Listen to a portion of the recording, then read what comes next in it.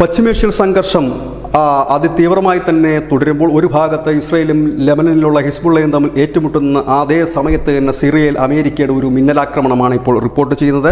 ആ മിന്നലാക്രമണത്തിൽ അമേരിക്ക ലക്ഷ്യം വെച്ച അൽ ഖ്വയ്ദയുടെ മുതിർന്ന നേതാവ് തലവൻ അബു അബ്ദുൾ റഹ്മാൻ അൽ മക്കിയെ വധിച്ചിരിക്കുന്നതായി US സെൻട്രൽ കമാൻഡ് ട്വീറ്റ് ചെയ്തിരിക്കുന്നു. കഴിഞ്ഞ ദിവസമാണ് ഇത്തരത്തിലൊരു ആക്രമണം നടത്തിയത്.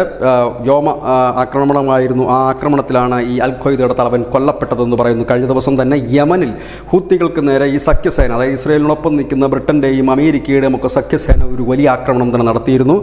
ഇപ്പോൾ വരുന്നതും ഇത്തരത്തിലുള്ളൊരു വാർത്തയാണ്. അതായത് ലോകത്ത് എമ്പാടുമുള്ള, പ്രത്യേകിച്ച് പശ്ചിമേഷ്യയിൽ കേന്ദ്രീകരിച്ചിരിക്കുന്ന ഭീകര സംഘടനകളുടെ തലവന്മാരെ ഇസ്രായേൽ ഒരു വഴിക്ക് തട്ടുമ്പോൾ മറു വഴിക്ക് അമേരിക്കയും കൊലവിളിക്കുന്ന വാർത്തകളാണ് ഇപ്പോൾ കൂടുതൽ വരുന്നത്. ന്യൂസ് ഡെസ്ക് മുസ്ലിം മലയാളം.